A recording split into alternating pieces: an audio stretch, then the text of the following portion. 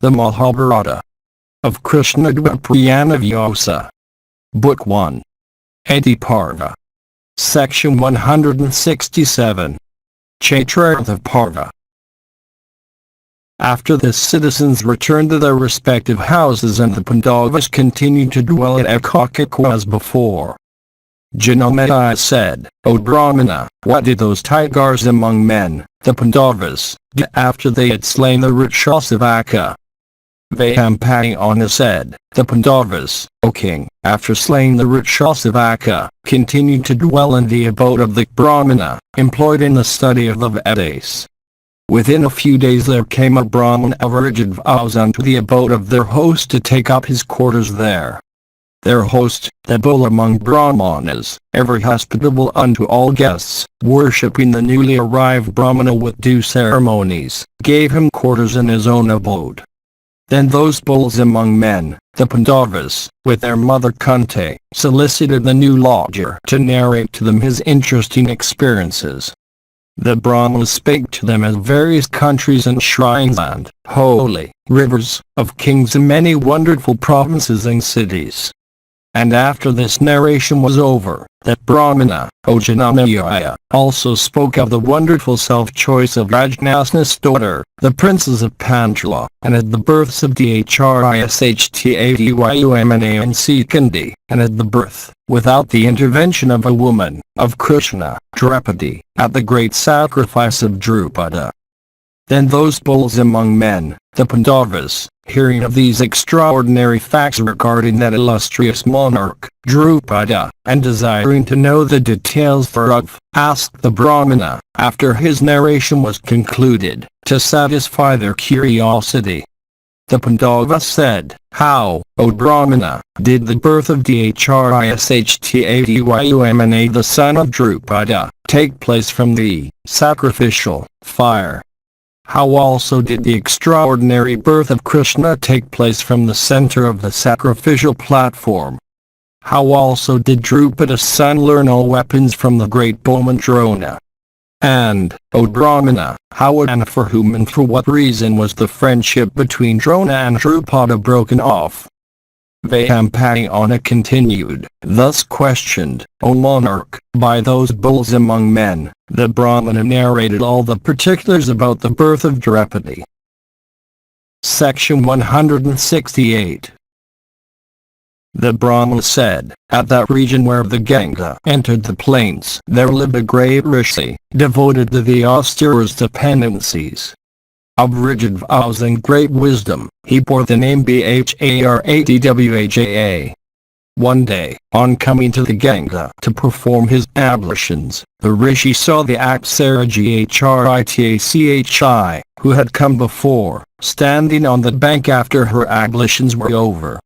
And it so happened that the wind arose and disrobed the Apsara standing there. And the rishi, beholding her thus disrobed, felt the influence of desire. Though practicing the vow of continence from his very youth, as soon as he felt the influence of desire, the rishi's vital fluid came out. And as it came out, he held it in a pot, Drona, and as the fluid thus preserved in a pot was born a son who came to be called Drona, the pot-born. And Drona studied all the Vedas and their several branches. And Bharadwaja had a friend named Prashata, who was the king of Panchalas. And about the time that Drona was born, Prashata also obtained a son named Drupada. And that bull amongst Kshatriyas, Prishada's son, going every day to the asylum of Bharadwaja, played and studied with Drona. And after Prishada's death, Drupada succeeded him on the throne. Drona about this time heard that the great Brahmana hero, Rama, on the eve of his retiring into the weeds, was resolved to give away all his wealth. Hearing this, the son of Bharadwaja repaired unto Rama, who was about to retire into the woods, and addressing him, said, "O best of Brahmanas, know me to be Drona, who hath come to thee to obtain thy wealth." Rama replied, saying, "I have given away everything. All that I now have is this body of mine and my weapons." "O Brahmana, thou mayst ask of me one of these two, either my body or my weapons." Then Drona said, "It behoveth thee, sir, to give me all thy weapons together with the mysteries of their use and withdrawal." The Brahmana continued, "Then Rama of Bhrigus race, saying, So be it, gave all his weapons unto Drona, who obtaining them regarded himself as crowned with success. Drona obtaining from Rama the most exalted of all weapons, called the Brahma weapon, became exceedingly glad and acquired a decided superiority over all men. Then the son of Bhrattadwaja, endued with great prowess, went to King Drupada, and approaching the monarch, that tiger among men, said, "Know me for thy friend." Hearing this, Drupada said, "One of low birth can never be the friend of one whose lineage is pure, nor can one who is not a car warrior have a car warrior for his friend. So also one who is not a king cannot have a king as his friend. Why dost thou, therefore, desire to revive our former friendship?"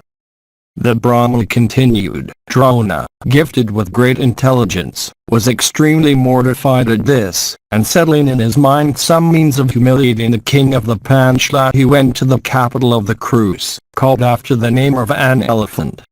Then Bhishma, taking with him his grandsons, presented them unto the wise son of Bhrattadwaja as his pupils for instruction, along with various kinds of wealth. Then Drona, desirous of humiliating King Drupada, called together his disciples and addressed them, "Ye sinless ones, it behoveth you, after ye have been accomplished in arms, to give me as preceptorial fee something that I cherish in my heart." Then Arjuna and others said unto their preceptor, "So be it." After a time, when the Pandavas became skilled in arms and sure aims, demanding of them his fee, he again told them these words, "Drupada, the son of Prashata, is the king of Chhatrati. Take away from him his kingdom, and give it unto me." Then the Pandavas, defeating Drupada in battle and taking him prisoner along with his ministers, offered him unto Drona, who beholding the vanquished monarch, said, "O king, I again solicit thy friendship. And because none who is not a king deserveth to be the friend of a king, therefore, O Yajnasena, I am resolved to divide thy kingdom amongst ourselves. While thou art the king of the country to the south of Bhagirathi, Ganga, I will rule the country to the north." The Brahmana continued, "The king of the Panchalas, thus addressed by the wise son of Bhrattadwaja, told the best of Brahmanas and foremost of all persons conversing with weapons, these words, "O high-souled son of Bhrattadwaja, blessed be thou, let it be so, let there be eternal friendship between us as thou desirest." Thus addressing each other and establishing a permanent bond between themselves, Drona and the king of Panchala, both of them chastisers of foes, went away to the places they came from. But the thought of that humiliation did not leave the king's mind for a single moment. Sad at heart, the king began to waste away. Section 169. The Brahmana continued, King Drupada, after this, distressed at heart, wandered among many asylums of Brahmanas in search of superior Brahmanas well skilled in sacrificial rites. Overwhelmed with grief and eagerly yearning for children, the king always said, "Oh, I have no offspring surpassing all in accomplishments." And the monarch, from great despondency, always said, "Oh, pity on those children that I have and on my relatives." And ever thinking of revenging himself on Drona, the monarch sighed incessantly. And thou best of kings, O Bharata, even after much deliberation, saw no way of overcoming, by his Kshatriy might, the prowess and discipline and training and accomplishment of Drona. Wandering along the banks of the Yamuna and the Ganga, the monarch once came upon a sacred asylum of Brahmanas. There was in that asylum no Brahmana who was not a Snataka, no one who was not of rigid vows, and none who was not virtuous to a high degree. And the king saw there two Brahmana sages named Yaja and Dwaipayaja, both of rigid vows and souls under complete control and belonging to the most superior order. They were both devoted to the study of the ancient institutes and sprung from the race of Kasyapa. And those best of Brahmanas were well able to help the king in the attainment of his object.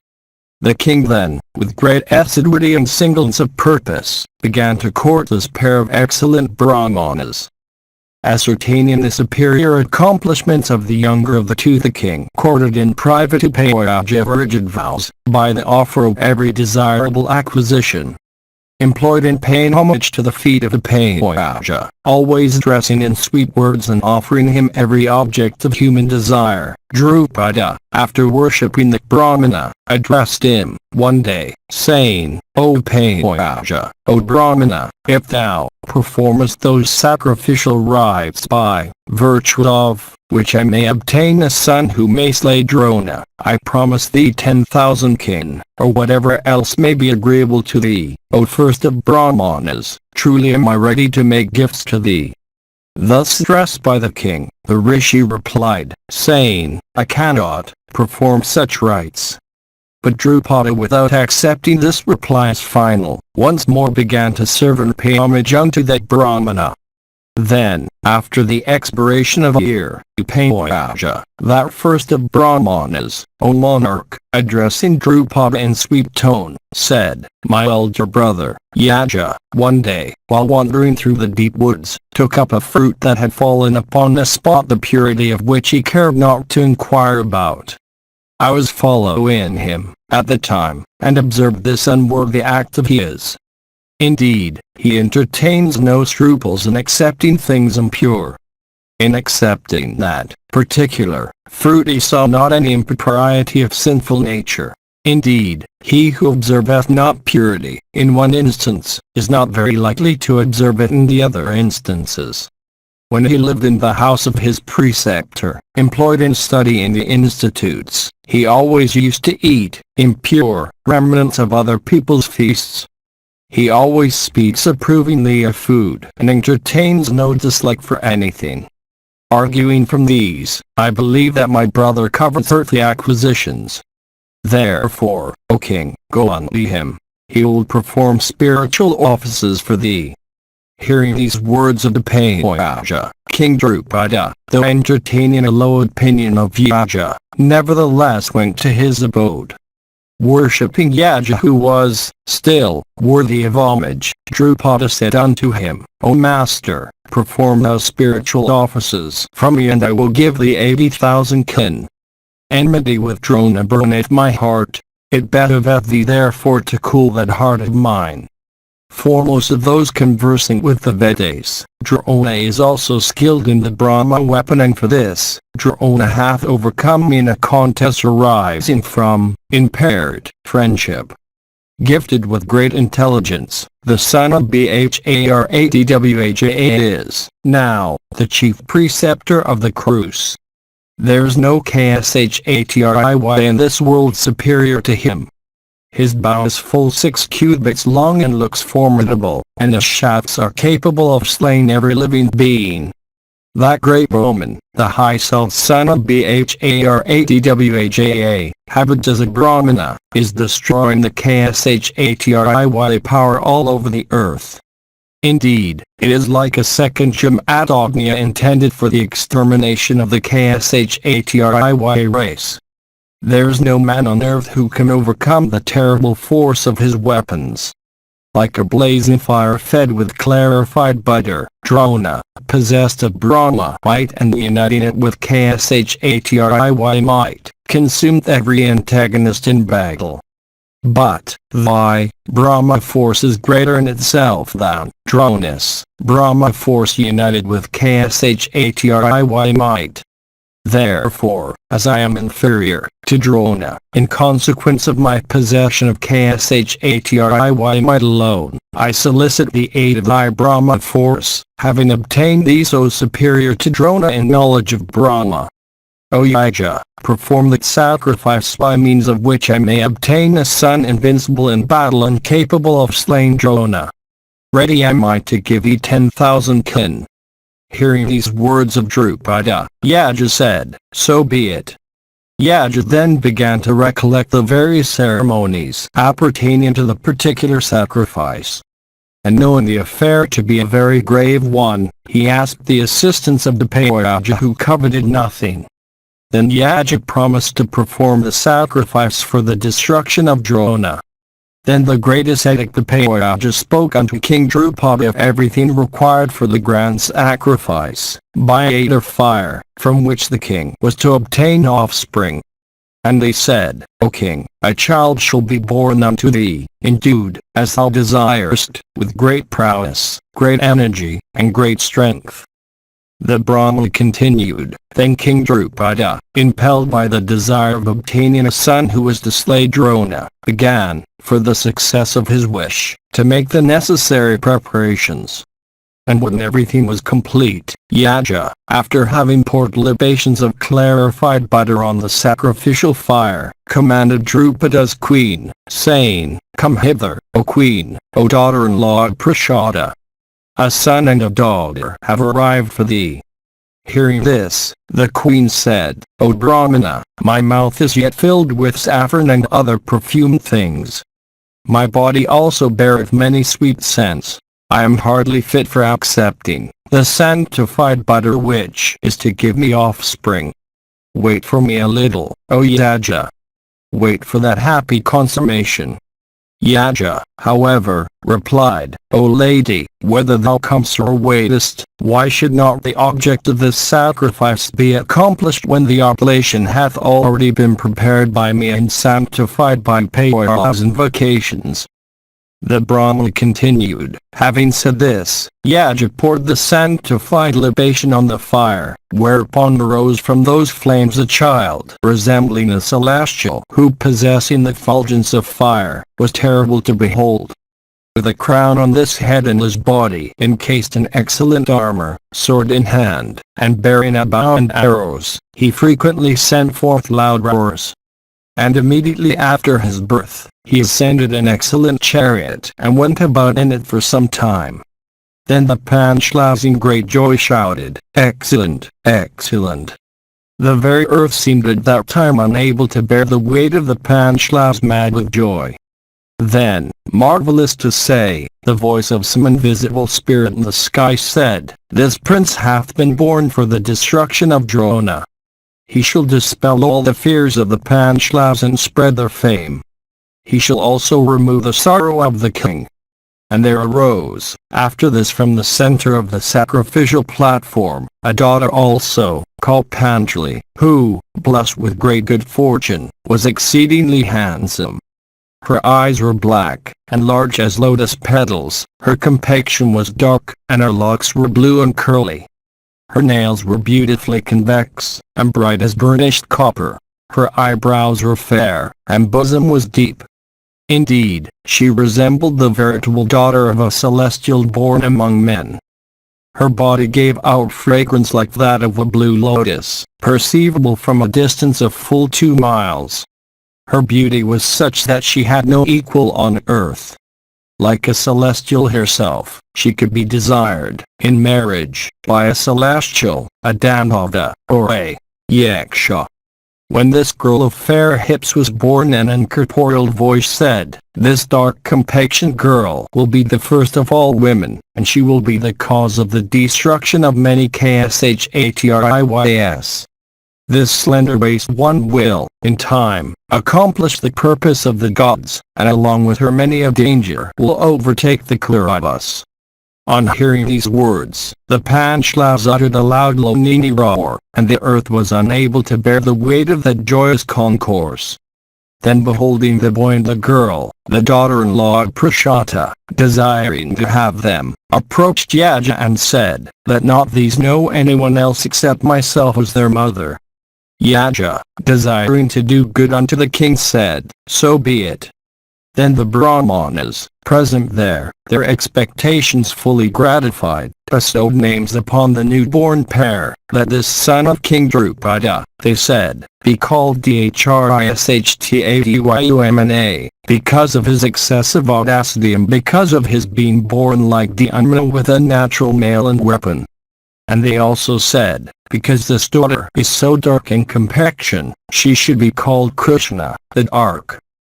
The Brahma continued, thus were born those twins of the great sacrifice of Drupada. And the great Drona, bringing the Panchala prince into his own abode, taught him all weapons and requital of half the kingdom he had formerly taken from Drupada.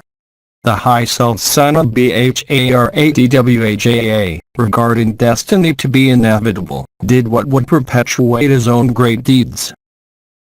Section 170. Chaitraratha Parva continued. Vyampayana said, hearing these words of the Brahmana, the sons of Kunti seemed to be, as it were, pierced with arts. Indeed, all those mighty heroes lost their peace of mind. Then the truthful Kunti, beholding all her sons listless and inattentive, addressed Yudhishthira and said, we have now lived many nights in the abode of this Brahmana. We have passed our time pleasantly in this town, living on the alms obtained from many honest and illustrious persons. O oppressor of foes, as we have now seen often and often all the agreeable woods and gardens that are in this part of the country, seeing them again would no longer give any pleasure. O heroic sign of Krus race, alms also are not now obtainable here as easily as before. If thou wishest, it would be well for us now to go to Panchala. We have not seen that country. It will, no doubt, O hero, prove delightful to us.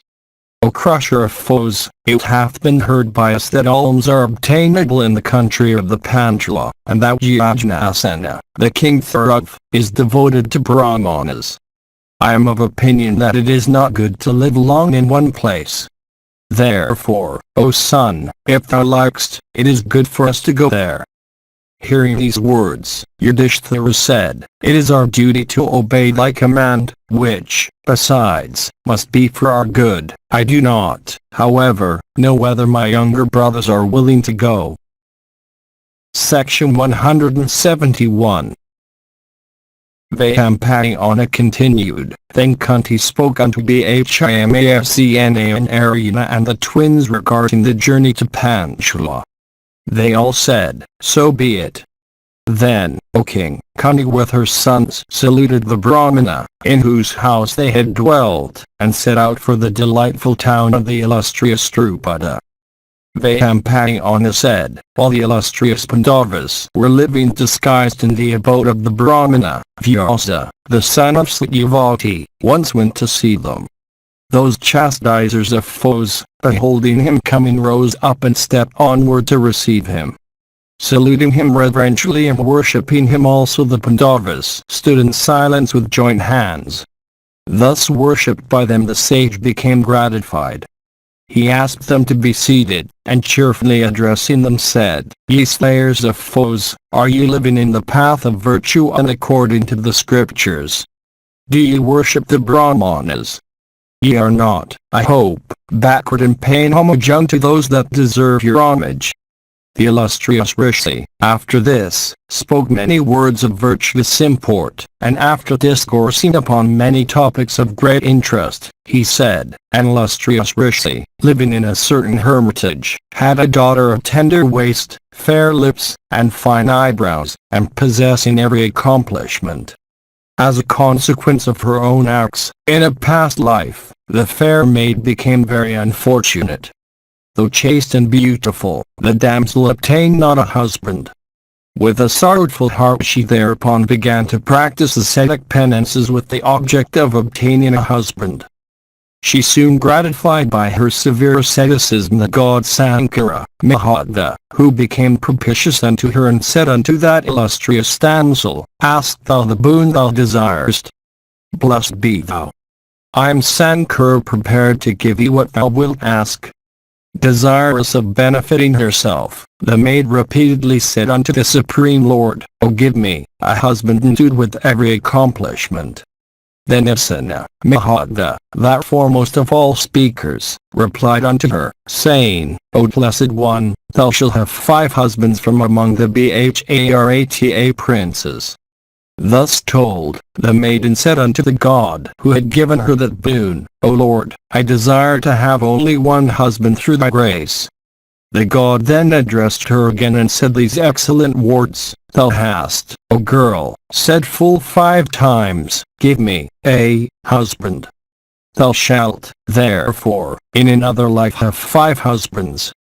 Ye princes of Bharata's line, that damsel of celestial beauty hath been born in the line of Drupada. The faultless Krishna of Prishita's line hath been appointed to be the wife of you all. Ye mighty ones, go therefore, to the capital of the Panchalas and dwell ye there. There's no doubt that having obtained her as wife ye shall be very happy. Vayampayana continued, having said so unto the Pandavas, the illustrious and blessed grandsire then bade them farewell. The great ascetic then left them and went to the place whence he had come. Section 172. Vayampayana said, after the Vyasa had gone away, those bulls among men, the Pandavas, saluted the Brahmana and bade him farewell, and proceeded towards Panchala, with joyous hearts and with their mother walking before them. Those slayers of all foes, in order to reach their destination, proceeded in a due northerly direction, walking day and night till they reached a sacred shrine of Shiva with the crescent mark on his brow. Then those tigers among men, the sons of Pandu, arrived at the banks of the Ganga. Dhananjaya, the mighty car warrior, walking before them, torch in hand, for showing the way and guarding them against wild animals. And it so happened that at that time the proud king of the Gandharvas, with his wives, was sporting in that solitary region in the delightful waters of the Ganga. The king of the Gandharvas heard the tread of the Pandavas as they approached the river. On hearing the sounds of their footsteps, the mighty Gandharvas were inflamed with wrath, and beholding those chastisers of foes, the Pandavas, approached towards them with their mother. He drew his frightful bow to a circle and said, It is known that excepting the first 40 seconds the great twilight preceding nightfall hath been appointed for the wandering of the Yakshas, the Gandharvas and the Rakshasis, all of whom are capable of going everywhere at will. The rest of the time hath been appointed for man to do his work. If therefore, men, wandering during those moments from greed of gain, come near us, both we and the Rakshasas slay those fools. Therefore, persons acquainted with the Vedas never applaud those men, not even kings at the head of their troops, who approach any pools of water at such a time. Stay ye at a distance, and approach me not. Know ye not that I am bathing in the waters of the Bhagirathi?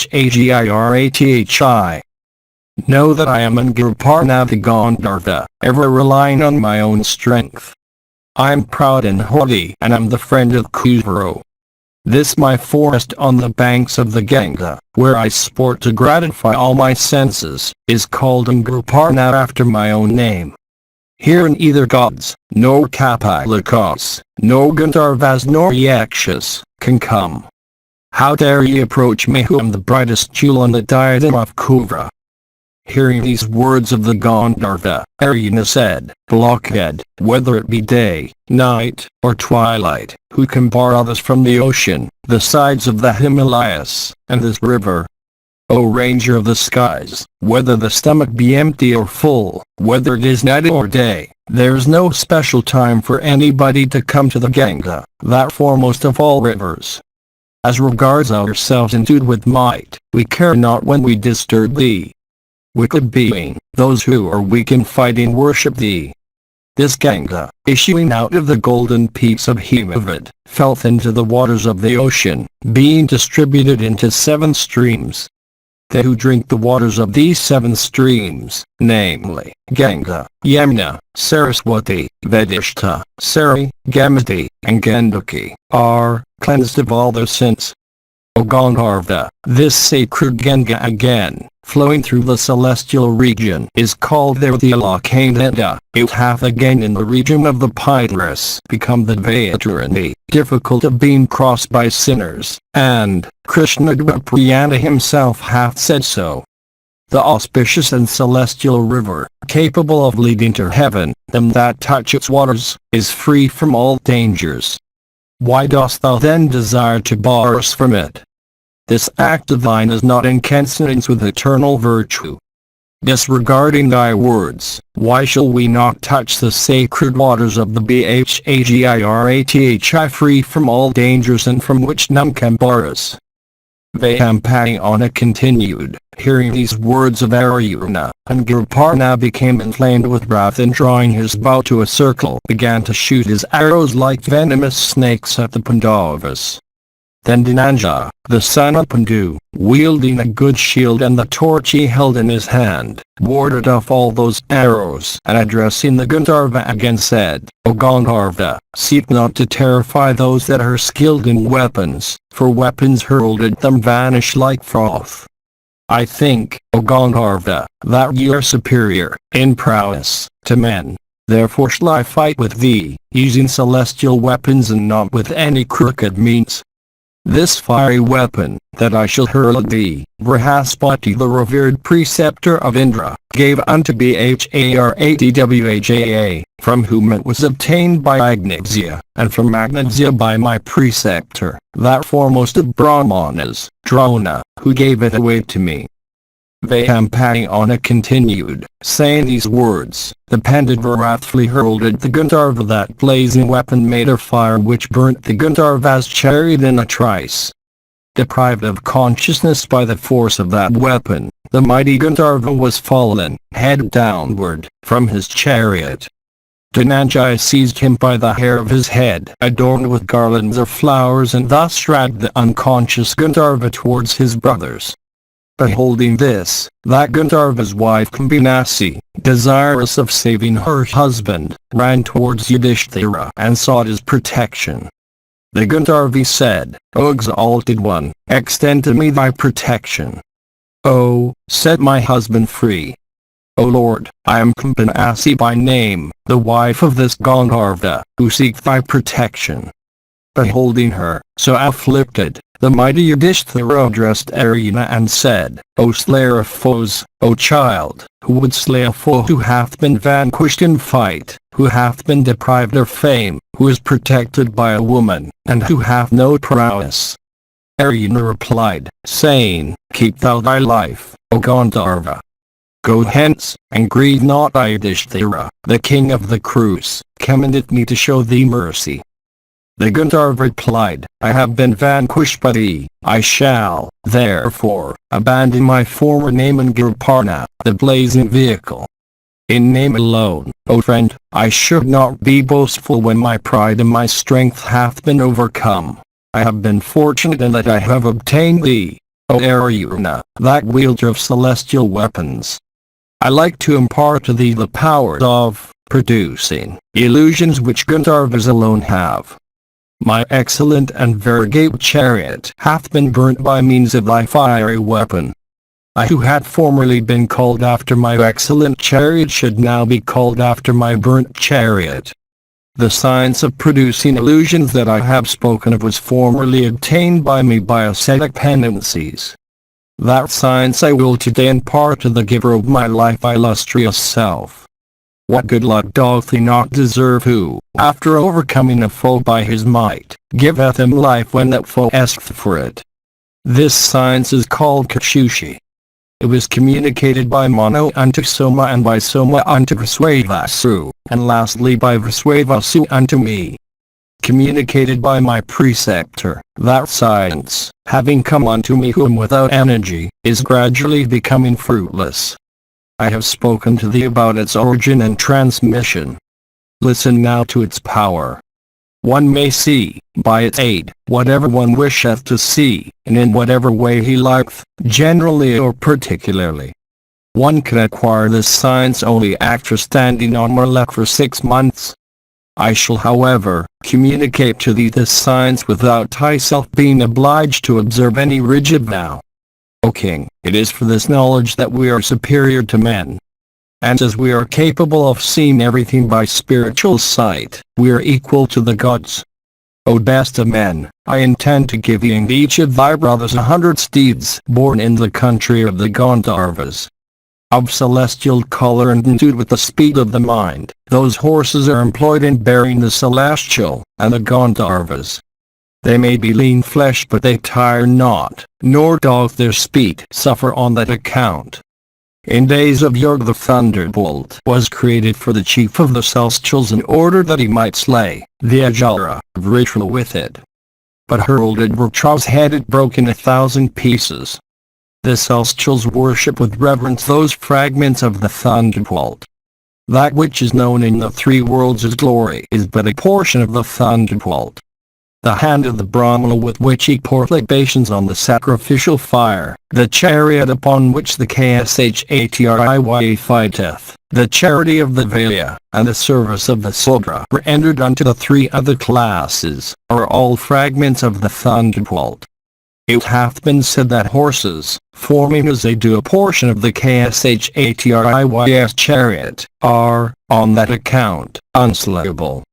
Again, horses which form a portion of the Kshatriya's chariot, are the offspring of Adlava. Those amongst them that are born in the region of the Gandharvas can go everywhere and assume any hue and speed at the will of their owners. These horses of mine that I give thee will always gratify thy wishes. On hearing these words of the Gandharva, Arjuna said, O Gandharva, if from satisfaction for having obtained thy life at my hands in a situation of danger, thou givest me thy science, and these horses, I would not accept thy gift. The Gandharva replied, saying, a meeting with an illustrious person is ever a source of gratification. Besides, thou hast given me my life. Gratified with thee, I will give thee my science. That the obligation, however, may not all be on one side, I will take from thee, O Vibhatsu, O bull and Bharatas race, thy excellent and eternal weapon of fire.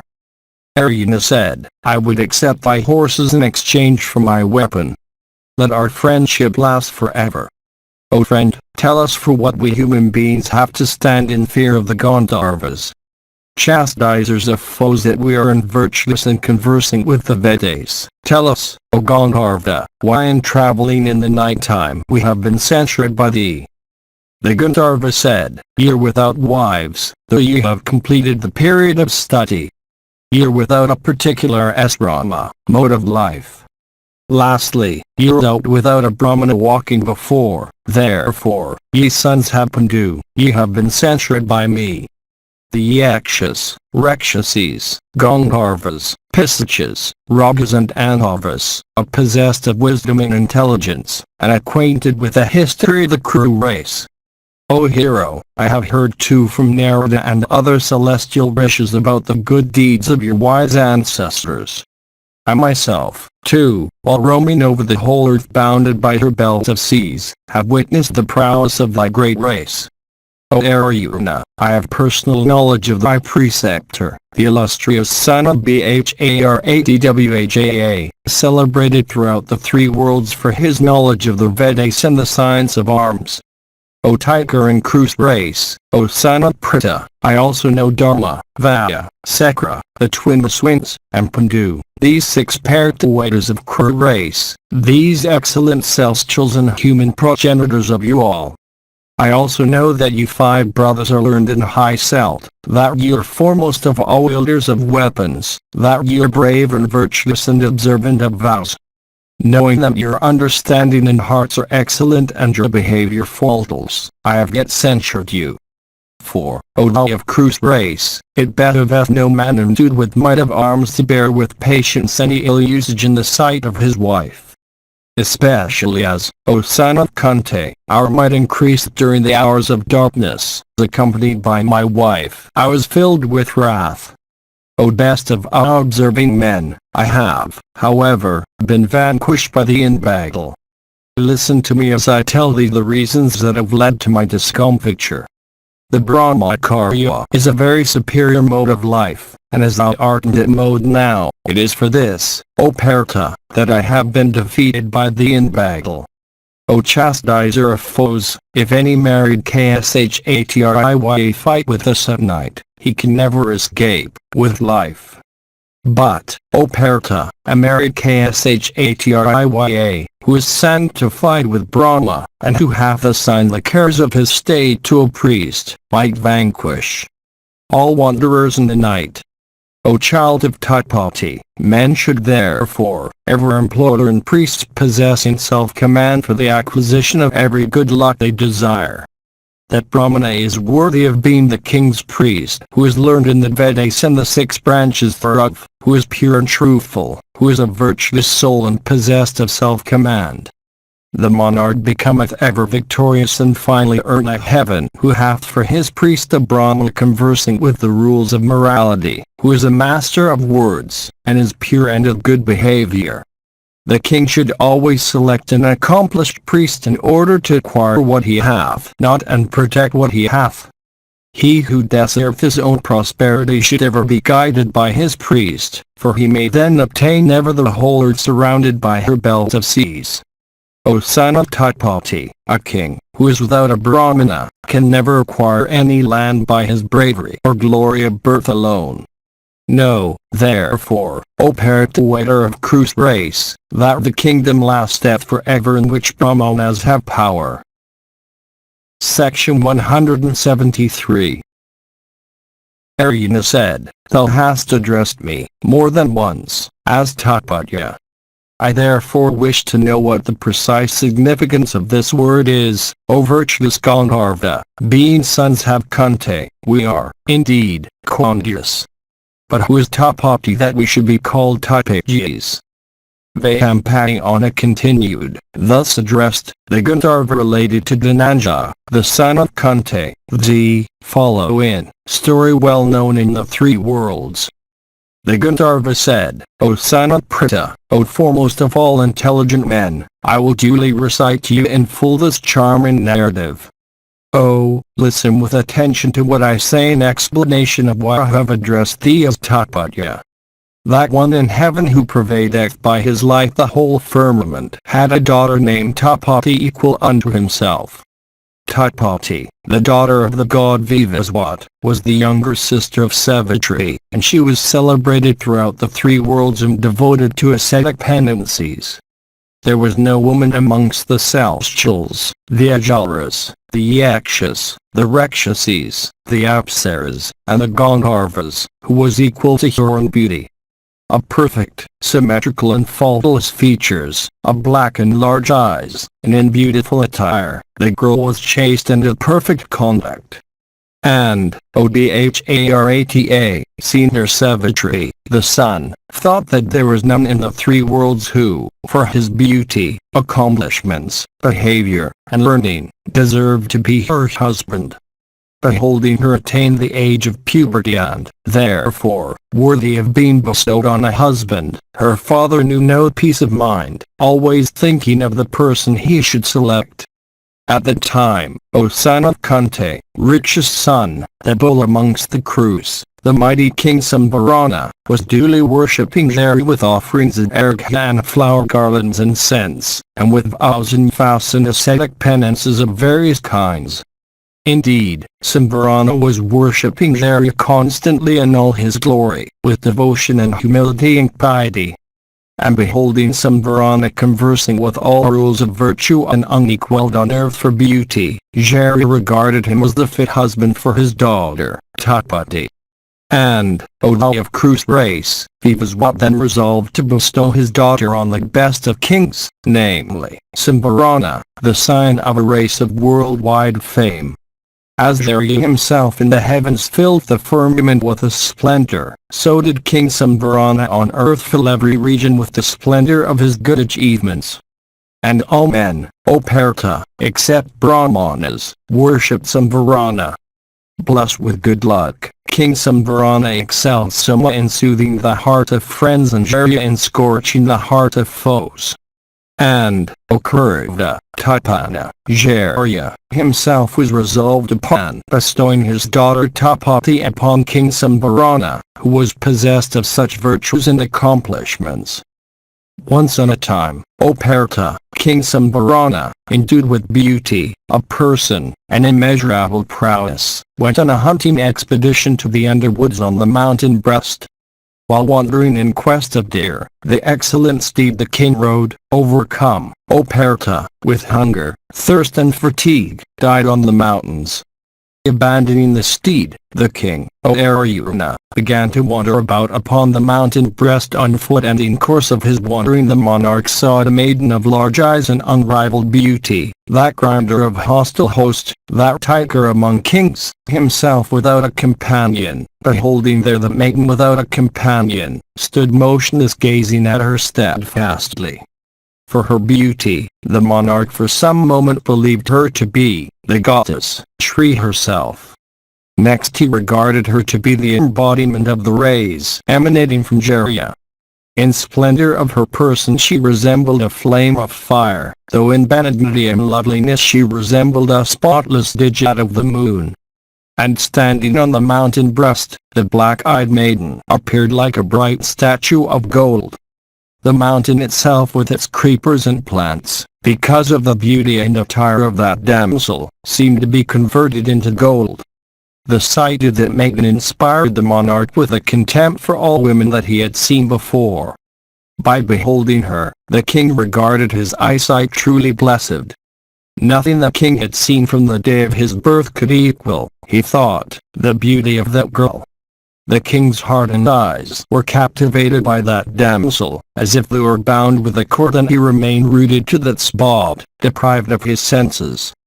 The monarch thought that the artificer of so much beauty had created it only after churning the whole world of gods of Jars and human beings.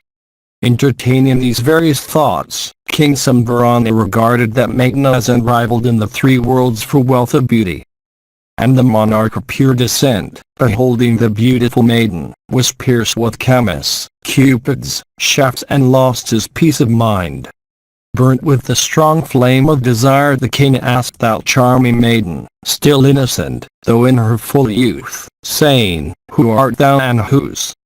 Why also dost thou stay here? O thou of sweet smiles, why dost thou wander alone in these solitary woods? Of every feature perfectly faultless, and decked with every ornament, thou seemst to be the coveted ornament of these ornaments themselves. Thou seemst not to be of celestial or Jara or Yaksha or Rakshasa or Naga or Gandharva or human origin. O excellent lady, the best of women that I have ever seen or heard of would not compare with thee in beauty. O thou of handsome face, at sight of thee lovelier than the moon, and grace with eyes like lotus petals, the god of desires grinding me."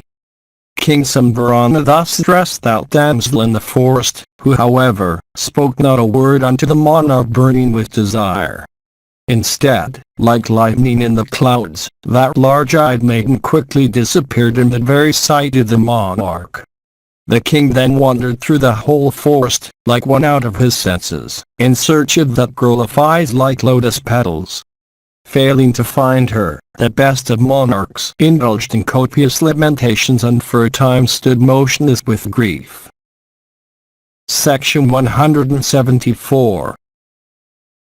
The Gandharva continued, "When that maiden disappeared, that fellow of hostile ranks, deprived of his senses by Kama, concupiscence, himself fell down on the earth. And as the monarch fell down, that maiden of sweet smiles and prominent and round hips appeared again before him, and smiling sweetly, said unto that perpetrator of cruel race these honeyed words, 'Rise, rise, O chastiser of foes! Blessed be thou! It behoveth thee not, O tiger among kings, to lose thy reason, the celebrated man as thou art in the world.'" Addressed in these honeyed words, the king opened his eyes and saw before him that selfsome girl of swelling hips. The monarch, who was burning with the flame of desire, then addressed that black-eyed damsel in accents, weak with emotion, and said, "Blessed be thou, O excellent woman of black eyes! as I am burning with desire and pain the court. Oh, accept me. My life is ebbing away. O thou of large eyes, for thy Saka it is. O thou of the splendor of the filaments of the lotus, that Kama is incessantly piercing me with his keen shafts without stopping for a moment. O amiable and cheerful girl, I have been bitten by Kama, who is even like a venomous viper. O thou of swelling and large hips, have mercy on me. O thou of handsome and faultless features, O thou of face like unto the lotus petal of the moon, O thou of voice sweet as that of singing Kinnaris, my life now depends on thee. Without thee, O timid one, I am unable to live. O thou of eyes like lotus petals, Kama is piercing me incessantly. O large-eyed girl, be merciful unto me. It becometh thee not, O black-eyed maid, to cast me off. O handsome girl, it behoveth thee to relieve me from such affliction by giving me thy love. At first sight thou hast attracted my heart. My mind wandereth. Beholding thee I like not to cast my eyes on any other woman. Be merciful. I am thy obedient slave, thy adorer. Oh, accept me. O beautiful lady, O fair-haired girl, at the sight of thee, the god of desire hath entered my heart, and is piercing me with his shafts. O thou of lotus eyes, the flame of desire burneth within me. Oh, extinguish the flame with the water of thy love poured on it. O beautiful lady, by becoming mine, pacify thou the irrepressible god of desire that hath appeared here armed with his deadly bow and arrows, and that is piercing me incessantly with those keen shafts of his.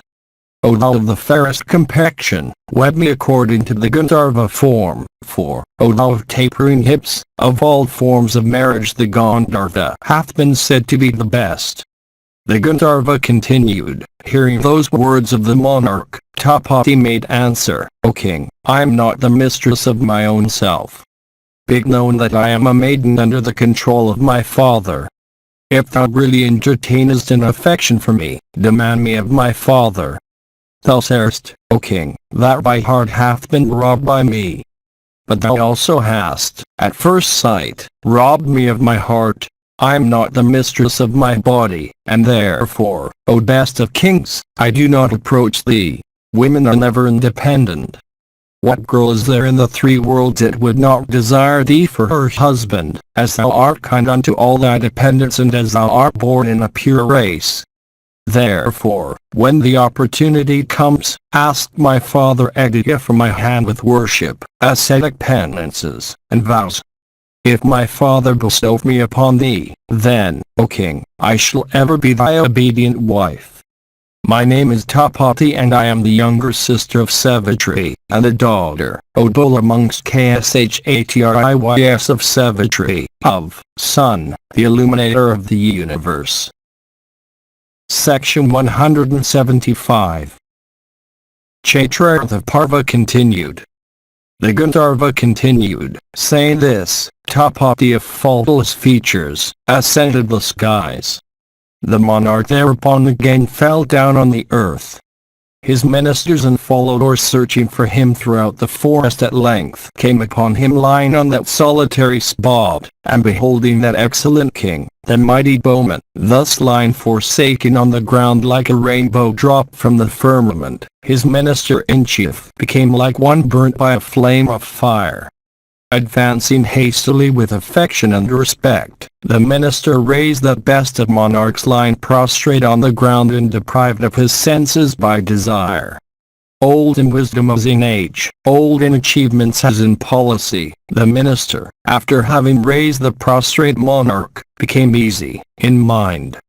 Addressing the king in sweet words that were also for his good, he said, Blessed be thou, O sinless one. Fear not, O tiger among kings. The minister thought that the monarch, that great fellow of hostile ranks in battle, had been lying on the ground, overcome with hunger, thirst, and fatigue. The old man then sprinkled over the crownless head of the monarch water that was cold and rendered fragrant with lotus petals. Slowly regaining his consciousness, the mighty monarch sent away all his attendants with the exception of his minister only. After those attendants had retired at his command, the king sat upon the mountain breast. Having purified himself duly, the king sat upon that chief of mountains, and began, with joint palms and upturned face, to worship Jaya. King Sambharana, that smitter of all foes, thought also of his chief priest Vasishtha, the best of rishis. The king continued to sit there day and night without intermission. The Brahma sage Vasishtha came there on the 12th day. That great rishi of soul under perfect command knew at once by his ascetic power that the monarch had lost his senses in consequence of tapati. And that virtuous and best of munis, as soon as he knew this, desirous of benefiting the monarch who was ever observant of vows, addressed him and gave him every assurance. The illustrious rishi, in the very sight of that monarch, ascended upward to interview Jaya, himself possessed of the splendor of that luminary. The Brahma then approached with joint hands the god of 1,000 rays and introduced himself cheerfully unto him, saying, I am Vasishtha. Then Vivaswat of great energy said unto that best of rishis, Welcome art thou, O great rishi. Tell me what is in thy mind. O thou of great good fortune, whatever thou demandest of me, O foremost of eloquent men, I will confer on thee, however difficult it may be for me. Thus addressed by Jaya, the rishi of great ascetic merit, bowing unto the god of light, replied, saying, O Vibhavasu, this thy daughter, Taipati, the younger sister of Savitri, I ask of thee for some Varana. That monarch is of mighty achievements, conversing with virtue, and of high soul. O firmament ranger, Sambharana will make a worthy husband for thy daughter. Thus addressed by the rishi Vibhakara, resolved upon bestowing his daughter upon Sambharana, saluted the rishi, and replied unto him, saying, O, Sambharana is the best of monarchs, thou art the best of rishis, Tapati is the best of women. What should we do, therefore, but bestow her on Sambharana?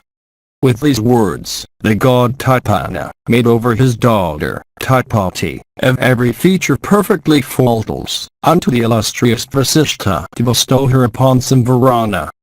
And the great rishi then accepted the girl, Taipati, and taking leave of Jaya, came back to the spot where the bull amongst the crews of celestial achievements was. King Sambharana, possessed by love and with his heart fixed on Taipati, beholding the celestial maiden of sweet smiles left by Vasishtha, became exceedingly glad. And Taipati of fair eyebrows came down from the firmament like lightning from the clouds, dazzling the 10 points of the heavens. And the illustrious rishi Vasishtha of pure soul approached the monarch after the latter's 12 nights of awe was over. It was thus that King Sambharana obtained a wife after having worshipped with like the full moon.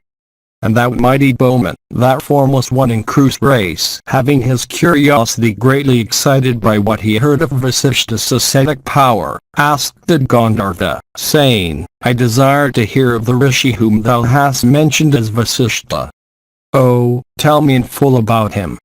O chief of the Gandharvas, tell me who this illustrious rishi was that was the priest of our forefathers. The Gandharva replied, Vasishtha is Brahma's spiritual, lit, mind-born, son and errant of his husband. Ever difficult of being conquered by the very immortals, desire and wrath, conquered by Vasishtha's ascetic penances, used to shampoo his feet. Though his wrath was excited by Viswamitra's offense, that high-souled rishi did not yet exterminate Kusikas, the tribe whose king Viswamitra was.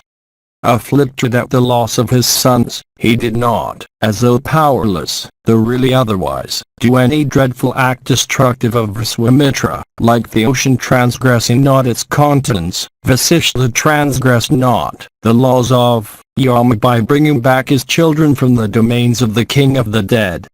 It was by obtaining that illustrious one who had conquered his own self that Ikshvaka and other great monarchs acquired the whole earth. And, O Prince of Krus race, it was by obtaining Vasishtha, the best of rishis as their priest, that those monarchs performed many grand sacrifices.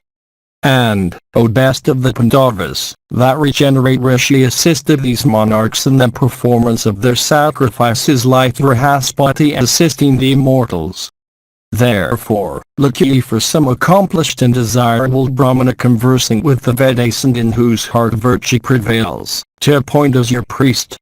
A Kshatriya of good lineage, desirous of extending his dominions by conquering the earth, should, O Partha, first appoint a priest. He who is desirous of conquering the earth should have a Brahmana before him. Therefore, O Arjuna, that some accomplished and learned Brahmana, who has his senses under complete control and who is conversing with religion, profit and pleasure, be your priest. Section 176. Vyampayana continued. Hearing this, Arjuna said, O Gandharva, whence arose the hostility between Viswamitra and Vasishta, both of whom dwelt in a celestial hermitage? Oh, tell us all about it.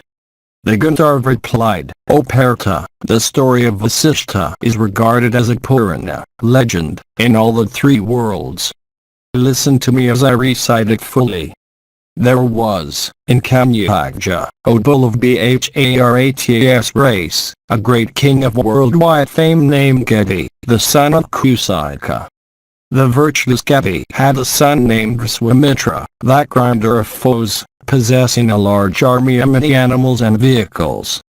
And Viswamitra, accompanied by his ministers, used to roam in quest of deer through the deep woods and over picturesque ascetic penances of propitious Lord Vivaswat, by the help of Vasishta's ascetic power. And Samvarana, the bull among men with due rights, took Tapati's hand on that mountain breast which was resorted to by the Celestials and the Gandharvas. The royal sage, with the permission of Vasishta, desired to sport with his wife on that mountain. And the king caused Vasishta to be proclaimed his regent in his capital and kingdom, in the woods and gardens. And bidding farewell unto the monarch, Vasishta left him and went away. Samvarana, who sported on that mountain like a celestial, sported with his wife in the woods and the underwoods on that mountain for 12 full years. And, O best of the Bharats, the god of 1,000 eyes, poured no rain for 12 years on the capital and on the kingdom of the monarch.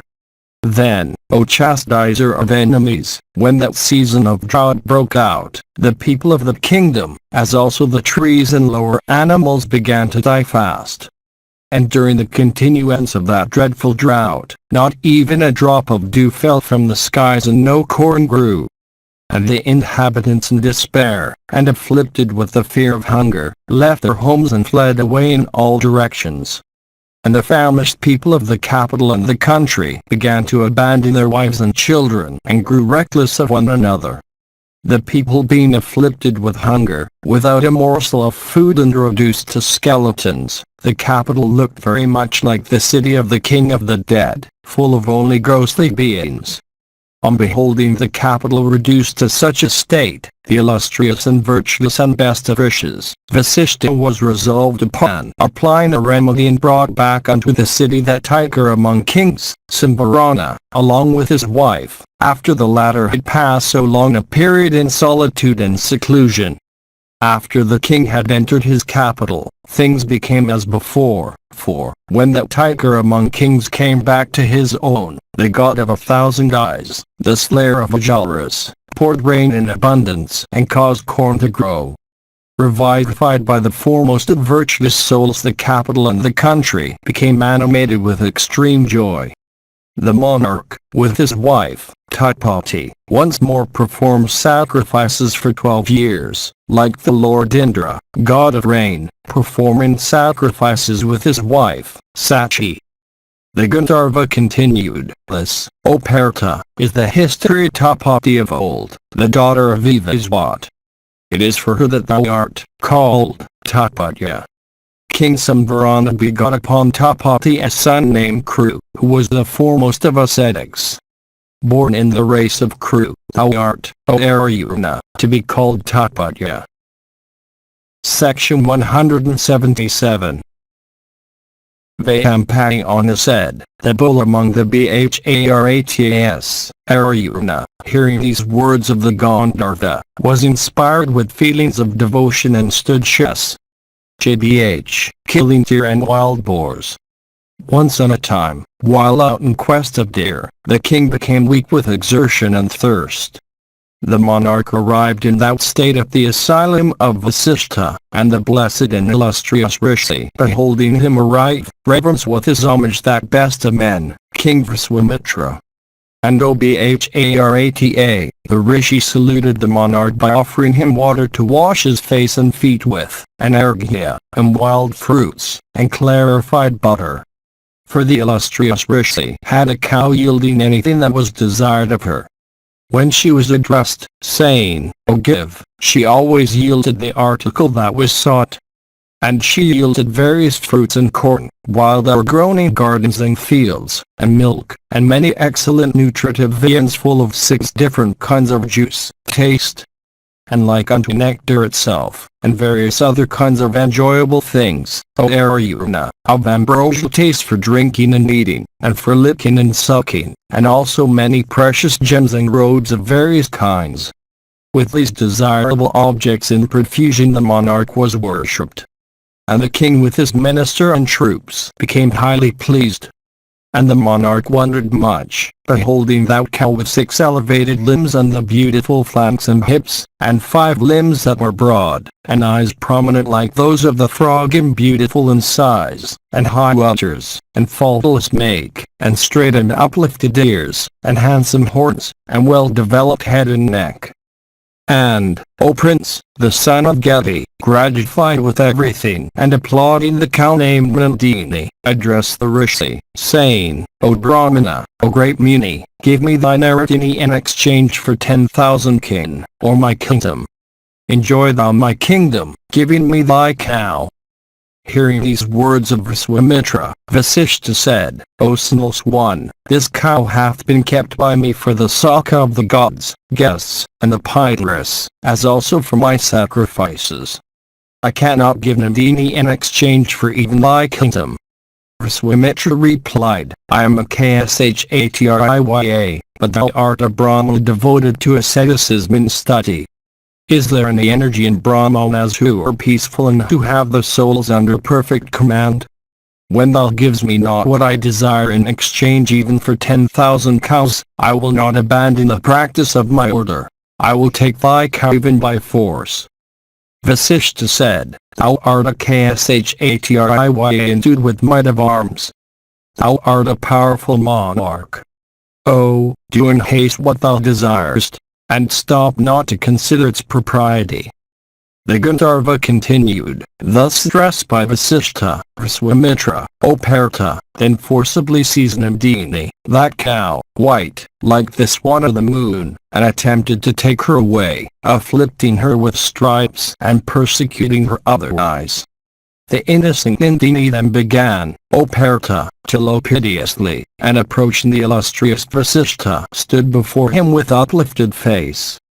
Though persecuted very cruelly, she refused to leave the Rishi's asylum. Beholding her in the plight, Vasishtha said, O amiable one, thou art lowing repeatedly and I am hearing thy cries. But, O Nandini, even Viswamitra is taking thee away by force. What can I do in this matter, as I am a forgiving Brahmana? The Gandharva continued, then, O bull and Bharatas race, Nandini, alarmed at the sight of Viswamitra's troops and terrified by Viswamitra himself, approached the Rishi still closer, and said, O illustrious one, why art thou so indifferent to my poor self afflicted with the stripes of the cruel troops of Viswamitra and crying so piteously as if I were masterless?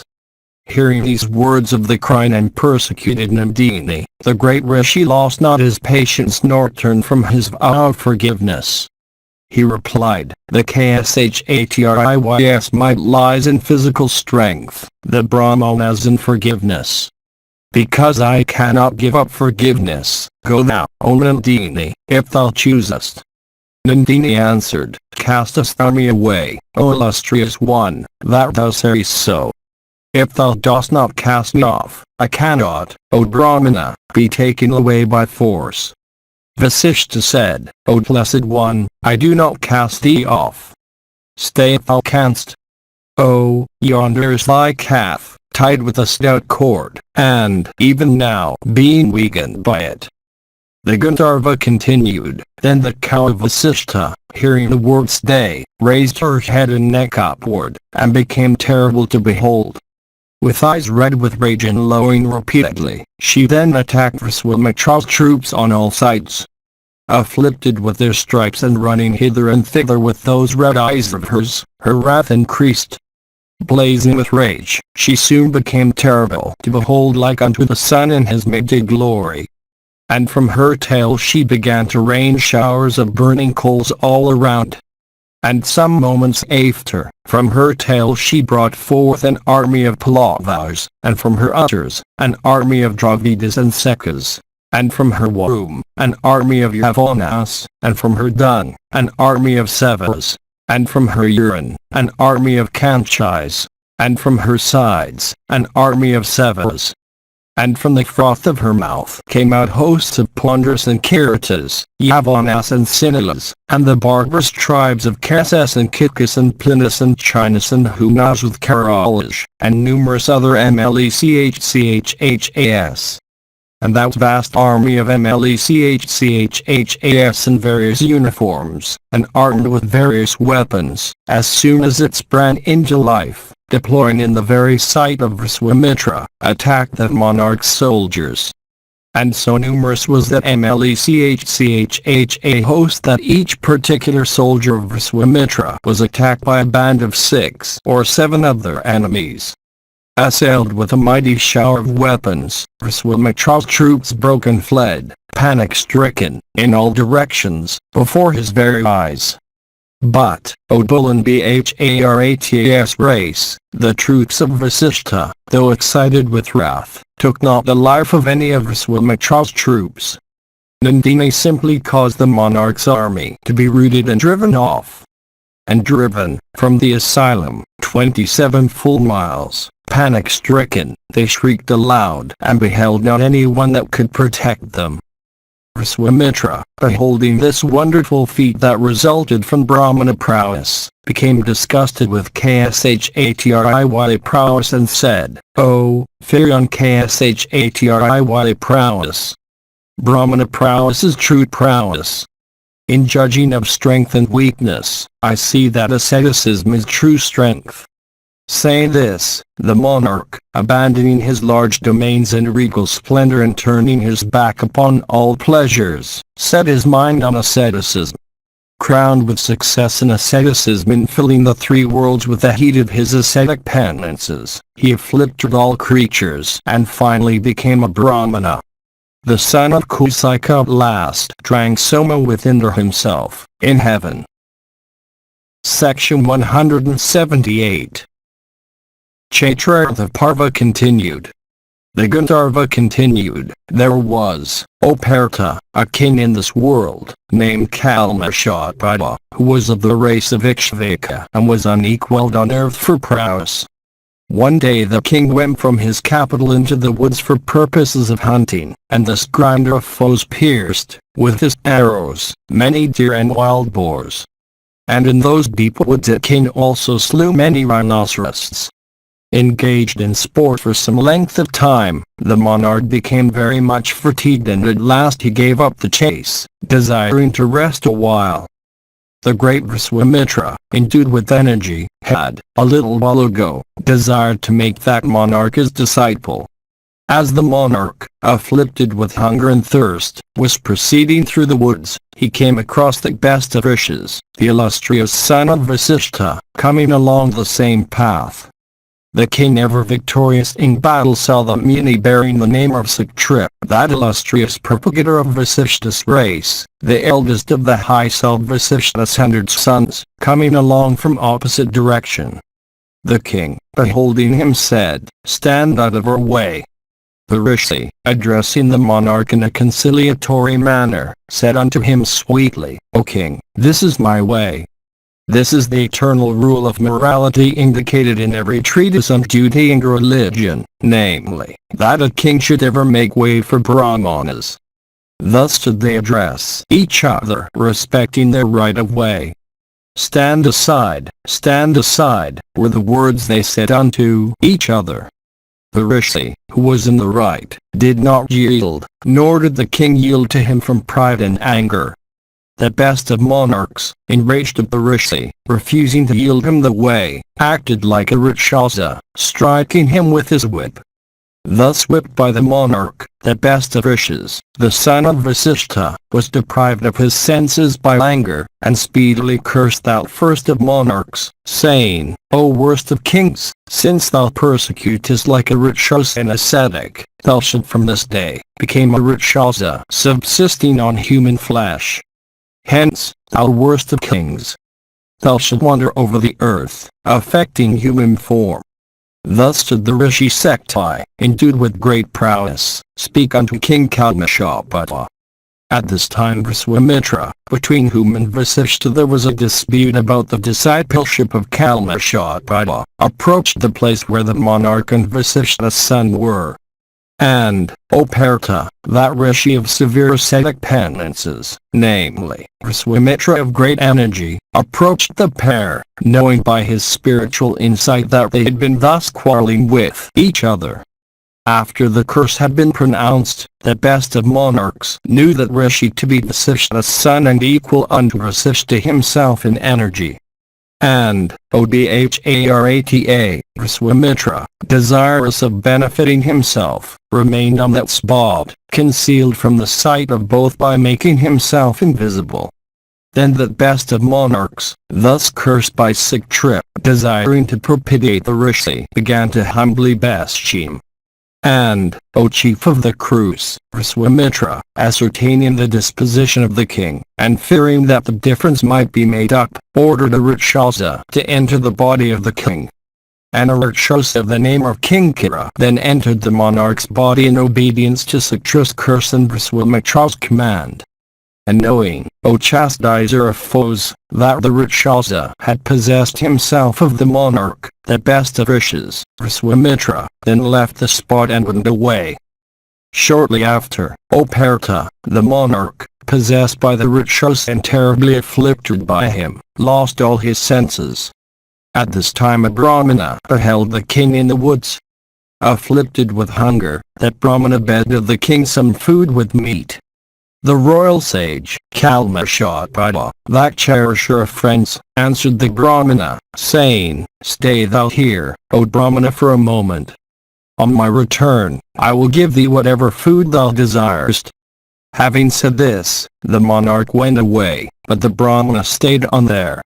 The high-minded king, having room for some time of pleasure and according to his will, at last entered his inner apartment. Thus waking at midnight and remembering his promise, he summoned his cook and told him of his promise unto the Brahmana staying in the forest. And he commanded him, saying, Hear thee to the forest. Ab Brahmana waiteth for me in the hope of food. Go and entertain him with food and meat. The Gandharva continued, thus commanded, the cook went out in search of meat. Distressed at not having found any, he informed the king of his failure. The monarch, however, possessed as he was by the Rakshasa, repeatedly said, without scruple of any kind, feed him with human flesh. The cook, saying, So be it, went to the place where the king's executioners were, and thence taking human flesh and washing and cooking it duly and covering it with boiled rice offered it unto that hungry Brahmana devoted to ascetic penances. But that best of Brahmanas, seen with his spiritual sight that the food was unholy and, therefore, unworthy of being eaten, said these words with eyes red with anger, because that worst of kings offered me food that is unholy and unworthy of being taken, therefore that wretch shall have himself a fondness for such food. And becoming fond of human flesh as cursed by Siktra of old, the wretch shall wander over the earth, alarming and otherwise troubling all creatures. The curse, therefore, on that king, thus repeated a second time, became very strong, and the king, possessed by a Rakshasa disposition, soon lost all his senses.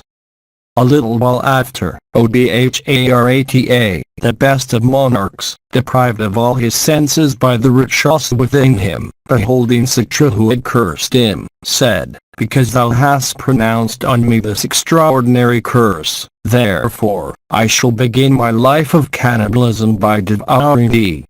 Having said this, the king immediately slew Satra and ate him up, like a tiger eating the animal it was fond of.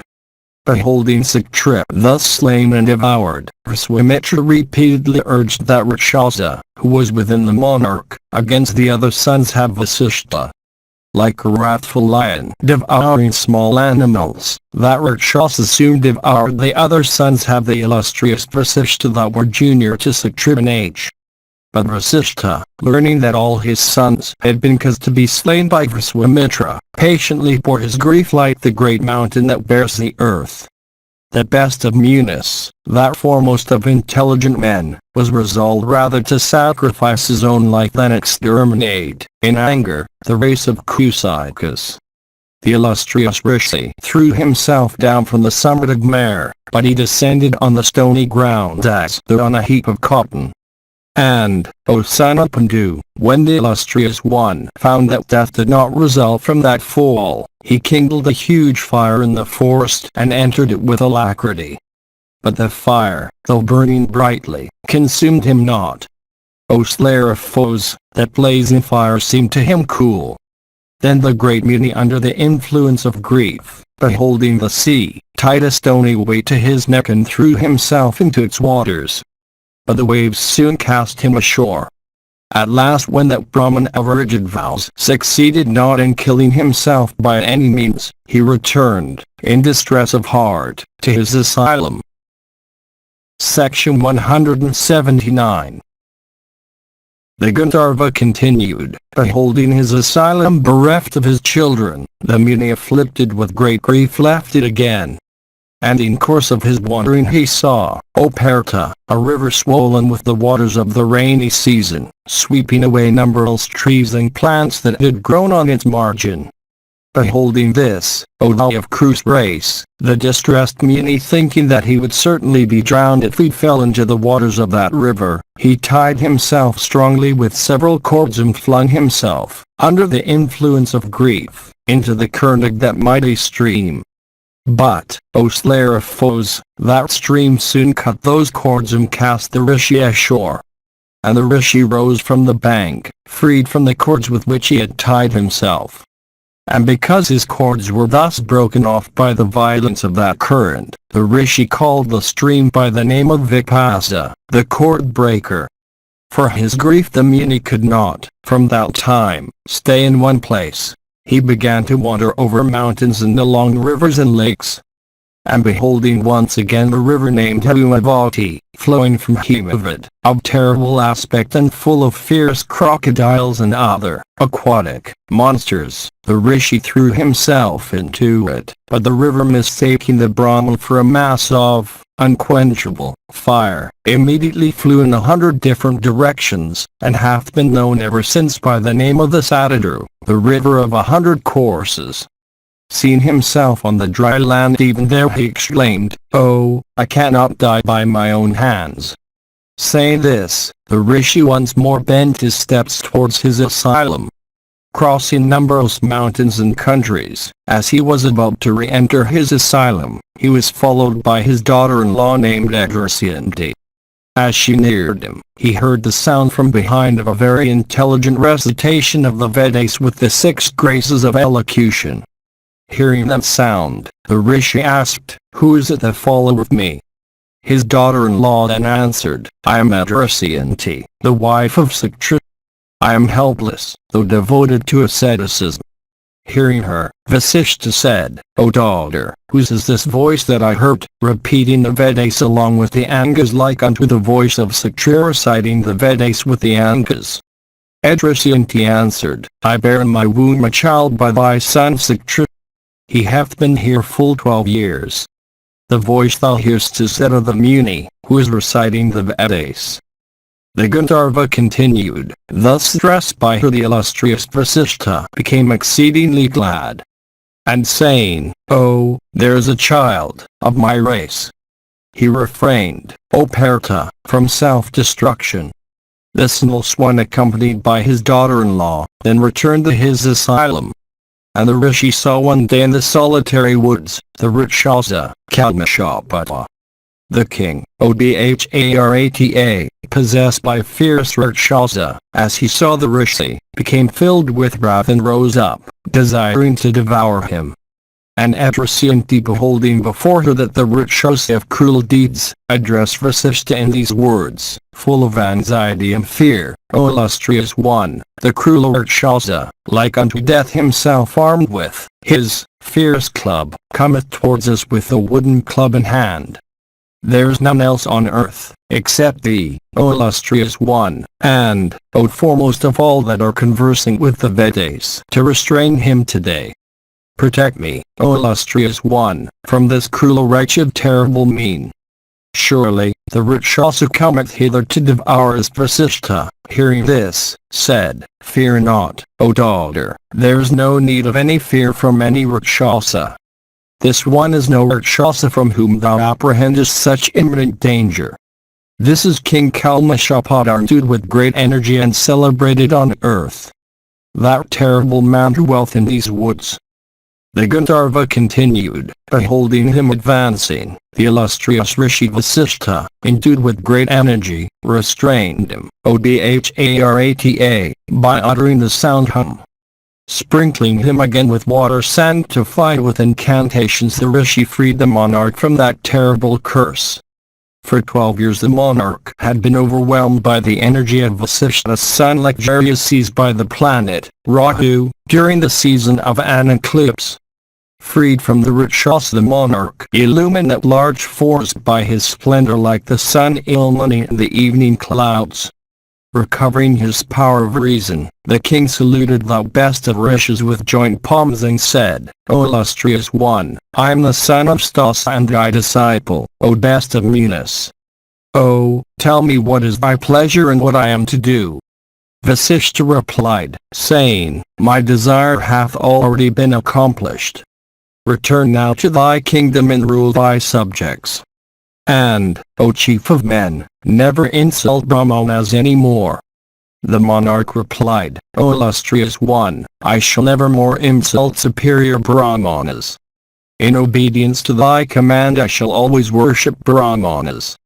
But, O best of Brahmanas, I desire to obtain from thee that by which, O foremost of all that are conversing with the Vedas, I may be freed from the debt I owe to the race of Ikshvaka. O best of men, it behoveth thee to grant me, for the perpetuation of Ikshvaka's race, a desirable son possessing beauty and accomplishments and good behavior. The Gandharva continued, thus addressed, Vasishtha, the best of Brahmanas devoted to truth, replied unto that mighty bowman of a monarch, saying, I will give you. After some time, O prince of men, Vasishtha, accompanied by the monarch, went to the latter's capital, known all over the earth by the name of Ayodhya. The citizens in great joy came out to receive the sinless and illustrious one, like the dwellers in heaven coming out to receive their chief. The monarch, accompanied by Vasishtha, re-entered his auspicious capital after a long time. The citizens of Ayodhya beheld their king accompanied by his priest, as if he were the rising sun. The monarch, who was superior to everyone in beauty, filled by his splendor the whole town of Ayodhya, like the autumnal moon filling by his splendor the whole firmament. And the excellent city itself, in consequence of its streets having been watered and swept, and of the rows of banners and pendants beautifying it all around, gladdened the monarch's heart. And, O prince of Krus race, the city filled as it was with joyous and healthy souls, in consequence of his presence, looked gay like Mahabharata with the presence of that chief of the celestials. After the royal sage had entered his capital, the queen, at the king's command, approached Vasishtha. The great rishi, making a covenant with her, united himself with her according to the high ordinance. And after a little while, when the queen conceived, the best of wishes, receiving the reverential salutations of the king, went back to his asylum. The queen bore the embryo in her womb for a long time. When she saw that she did not bring forth anything, she tore open her womb by a piece of stone. It was then that of the 12th year of the conception was born Asmaka, the bull amongst men, that royal sage who founded the city of Padanya. Section 180. Chaitraratha Parva continued.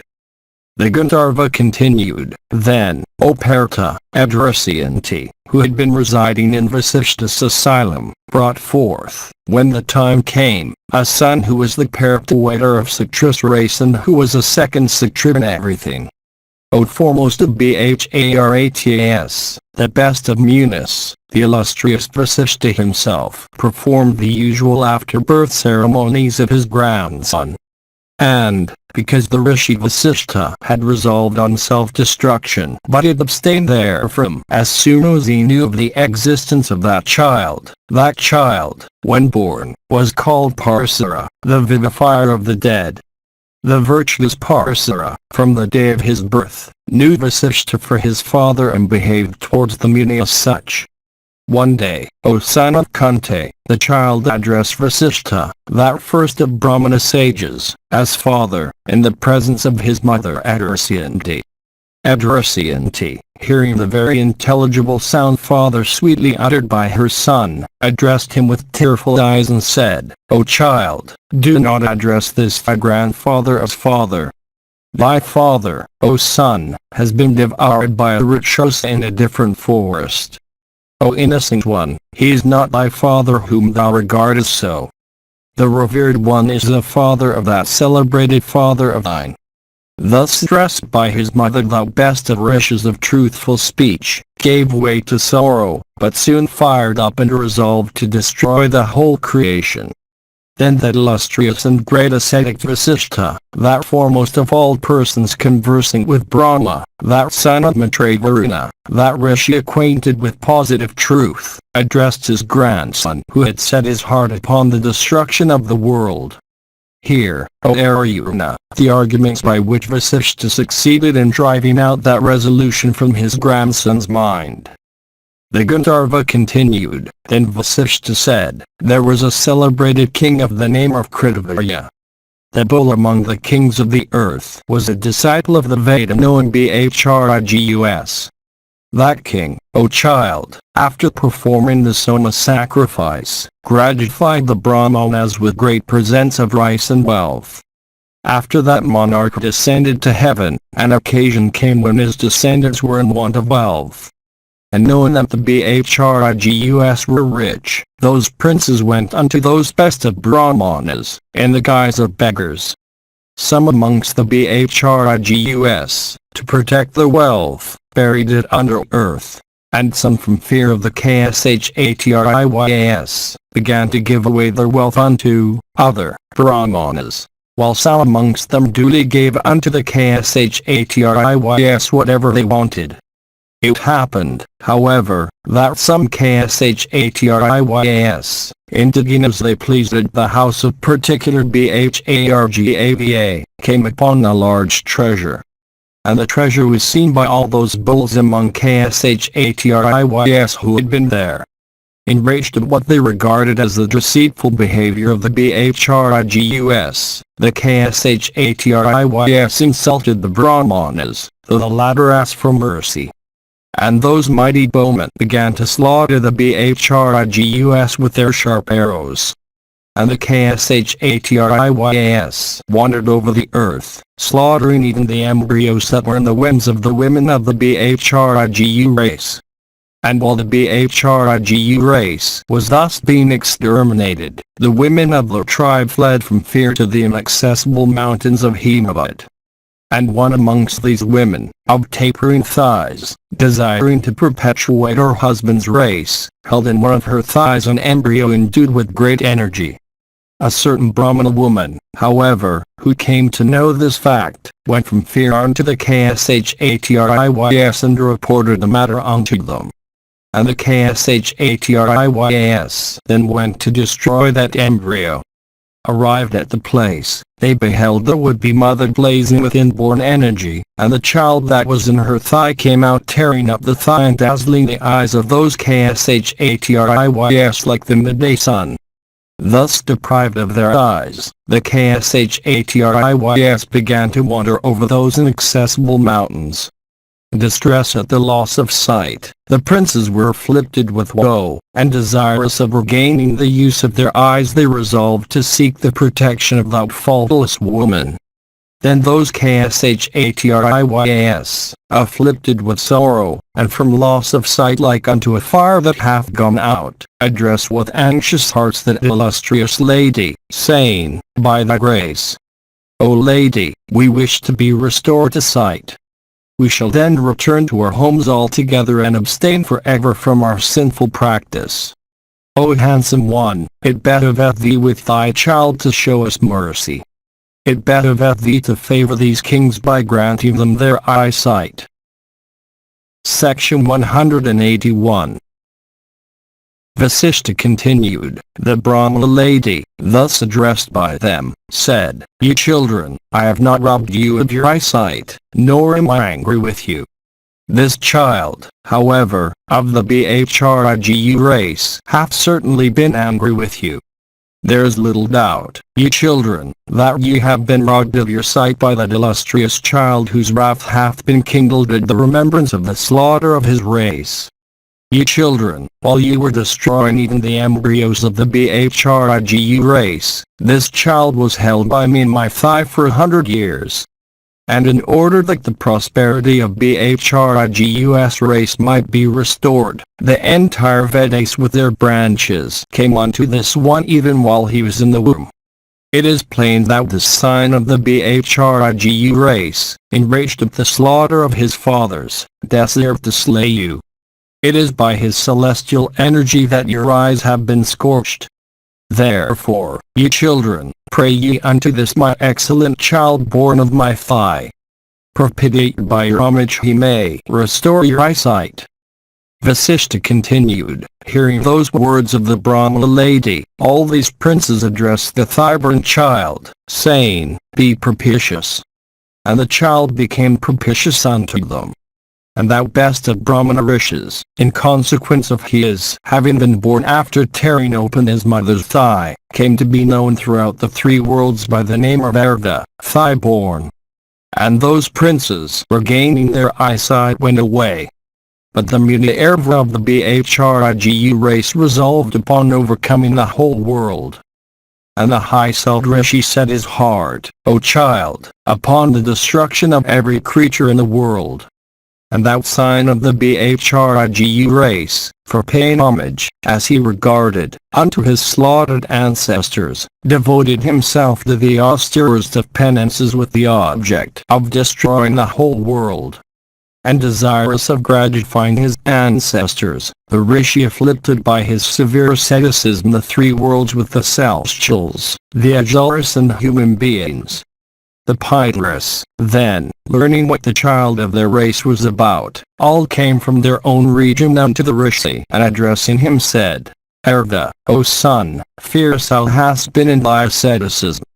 Thy power hath been witnessed by us. Be propitious unto the three worlds. O, control thy wrath. O child, it was not from incapacity that the Bhrigus of souls under complete control were, all of them, indifferent to their own destruction at the hands of the murderous Kshatriyas. O child, when we grew weary of the long periods of life allotted to us, it was then that we desired our own destruction through the instrumentality of the Kshatriyas. The wealth that the Bhrigus had placed in their house underground had been placed only with the object of enraging the Kshatriyas and picking a quarrel with them. O thou best of Brahmanas, as we are desirous of heaven, of what use could wealth be to us?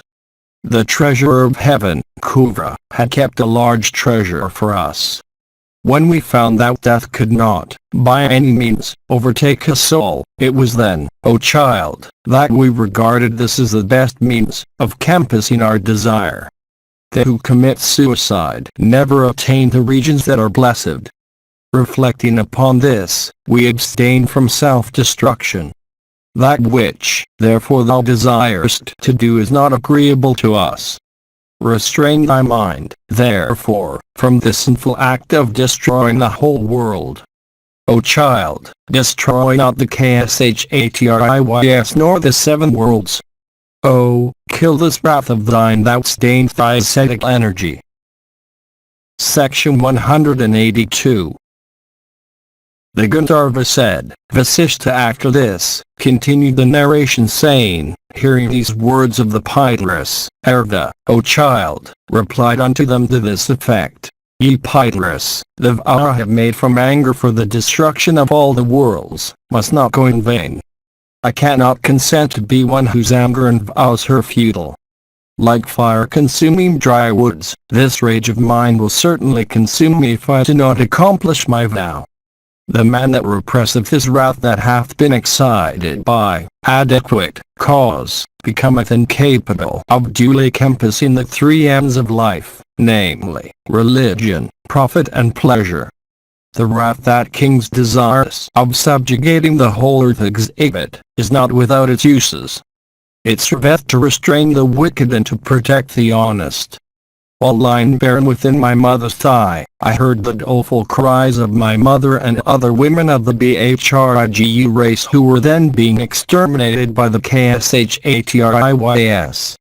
Ye Pitris, when those wretches of KSHATRIYS began to exterminate the Bhrigus together with barren children of the race, it was then that wrath filled my soul. My mother and the other women of our race, each in an advanced state of pregnancy, and my father, while terribly alarmed, found not in all the worlds a single protector. Then when the Bhrigu women found not a single protector, my mother held me in one of her thighs. If there be a punisher of crimes in the worlds, no one in all the worlds would dare commit a crime. If he findeth not a punisher, the number of sinners becometh large. The man who having the power to prevent or punish sin doth not do so knowing that a sin hath been committed, is himself defiled by that sin. When kings and others, capable of protecting my fathers, protect them not, postponing that duty preferring the pleasures of life, I have just cause to be enraged with them. I am the Lord of the creation, capable of punishing its iniquity. I am incapable of obeying your command. Capable of punishing this crime, if I abstain from so doing, men will once more have to undergo a similar persecution. The fire of my wrath too that is ready to consume the worlds, if repressed, will certainly consume by its own energy my own self. Ye masters, I know that ye ever seek the good of the worlds. Direct me, therefore, as to what may benefit both myself and the worlds. Vasishtha continued, the Pitris replied saying, O, throw this fire that is born of the Irath and that desireth to consume the worlds, into the waters. That will do thee good. The worlds, indeed, are all dependent on water, as their elementary cause. Every juicy substance containeth water, indeed the whole universe is made of water. Therefore, O thou best of Brahmanas, cast thou this fire of the Irath into the waters. If, therefore, thou desirest it, O Brahmana, that this fire born of the Irath abide in the great ocean, consuming the waters thereof, for it hath been said that the worlds are made of water. In this way, O thou sinless one, thy word will be rendered true, and the worlds with the gods will not be destroyed. Vasishtha continued, then, O child, Arva cast the fire of his wrath into the abode of Varuna. And that fire which consumed the waters of the great ocean, became like unto a large horse's head which persons conversing with the Vedas call by the name of Vedavamkha. And emitting itself from that mouth it consumed the waters of the mighty ocean. Blessed be thou. It behoveth not thee, therefore, to destroy the worlds. O thou Parsara, who art acquainted with the higher regions, thou foremost of wise men. Section 183. The Gandharva continued, the Brahma sage, Parsara, thus addressed by the illustrious Vasishtha, restrained his wrath from destroying the worlds. But the Rishi Parsara, endued with great energy, the son of Saktrip, the foremost of all persons acquainted with the Vedas, performed a grand Rakshasa sacrifice. And remembering the slaughter of his father, Saktrip, the great Muni began to consume the Rakshasas, young and old, in the sacrifice he performed. And Vasishtha did not restrain him from the slaughter of the Rakshasa, from the determination of not obstructing the second vow of his grandson. And in that sacrifice the great Muni Parsara sat before 3 blazing fires, himself like unto a 4th fire. And the son of Saktrip, like the sun just emerging from the clouds, illuminated the whole firmament by that stainless sacrifice of his, into which large were the libations poured of clarified butter. Then Vasishtha and the other rishis regarded that Muni blazing with his own energy as if he were the second Sunday. Then the great Rishiator of liberal soul, desirous of ending that sacrifice, an achievement highly difficult for others, came to the place. And there also came, O thou slayer of all foes, Pulasya and Pulahya, and Kret, the performer of many great sacrifices, all influenced by the desire of saving the Rakshasas. And, O thou bull of the Bharata race, Pulasya then, seeing that many Rakshasas had already been slain, told these words unto Parsara, that oppressor of all enemies. There's no obstruction, I hope, to this sacrifice of thine, O child. Takest thou any pleasure, O child, in this slaughter of even all those innocent Rakshasas that know nothing of thy father's death? It behoveth thee not to destroy any creatures thus. This, O child, is not the occupation of a Brahmana devoted to asceticism. Peace is the highest virtue. Therefore, O Parsara, establish thou peace. How hast thou, O Parsara, being so superior, engaged thyself in such a sinful practice? It behoveth not thee to transgress against Saktrip himself, who was well acquainted with all rules of morality. It behoveth not thee to extirpate any creatures. O descendant of Vasishtha's race, that which befell thy father was brought about by his own curse. It was for his own fault that Saktrip was taken hence unto heaven. O Muni, no Rakshasa was capable of devouring Saktrip, he himself provided for his own death.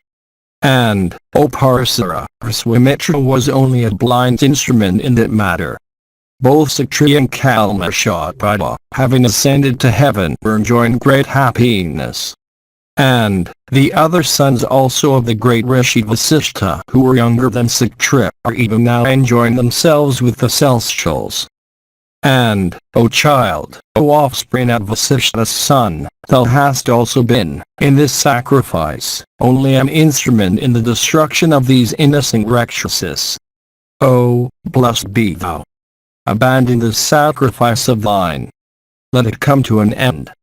The Gandharva continued, thus addressed by Pulasya, as also by the intelligent Vasishtha, the mighty Muni, the son of Saktrip, then brought that sacrifice to an end. And the Rishi cast the fire that he had ignited for the purpose of the Rakshasas sacrifice into the deep woods on the north of the Himavat. And that fire may be seen to this day, consuming Rakshasas and trees and stones in all seasons. Section 184. Chaitraratha Parva continued. Arjuna asked, what for, O Gandharva, did King Kalmashapada command his queen to go unto the foremost of all persons conversing with the Vedas, the master Vasishtha? Why also did that illustrious and great Rishi Vasishtha himself, who was acquainted with every rule of morality, know a woman he should not have known? O friend, was this an act of sin on the part of Vasishtha? It behoveth thee to remove the doubts I entertain and refer to thee for solution. The Gandharva replied, saying, O irrepressible Dhananjaya, listen to me as I answer the question thou hast asked in respect of Vasishtha and King Kalmashapata that cherish your friends. O thou best of the Bharatas, I have told thee all about the curse of King Kalmashapata by Siktrip, the illustrious son of Vasishtha. Brought under the influence of the curse, that smitter of all foes, King Kalmashapata, with eyes whirling in anger went out of his capital accompanied by his wife. And entering with his wife the solitary woods, the king began to wander about.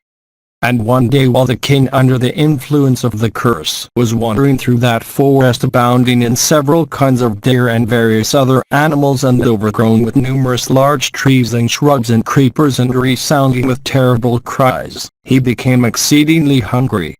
And the monarch thereupon began to search for some food. Pinched with hunger, the king at last saw, in a very solitary part of the woods, a Brahmana and his wife enjoying each other.